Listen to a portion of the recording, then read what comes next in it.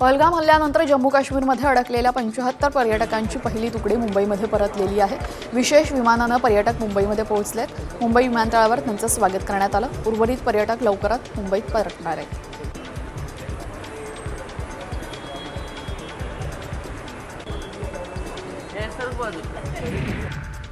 पावसाळ्याआधी मुंबईमधील नालेसफाई वेगात सुरू आहे। विशेष AI टेक्नॉलॉजी यंदा नालेसफाईच्या कामात वापरली जाते।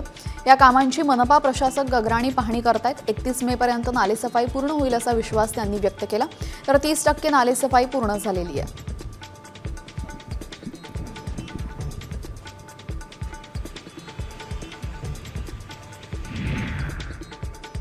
बस कंडक्टरला कार चालकाकडून मारहाण करण्यात आलेली। या मारहाणीचा व्हिडिओ व्हायरल झाला असून मुंबईच्या अंधेरी पश्चिमेतील लोखंडवाला इथं ही घटना घडली। रस्त्यावरील उभी कार बाजूला घेण्यास सांगितलं म्हणून कार चालकानं मारहाण केल्याची माहिती मिळते।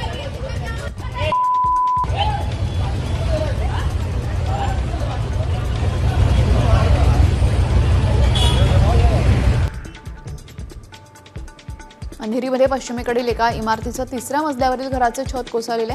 छताचा मोठ्या प्रमाणात काँक्रीट आणि पंखा खाली पडला। यामध्ये 2 जण जखमी झाले असून त्यांना शासकीय रुग्णालयामध्ये उपचारासाठी दाखल करण्यात आलं। दरम्यान इमारतीचे बांधकाम निकृष्ट दर्जाचं असल्याचा आरोप रहिवाशांनी केलेला आहे।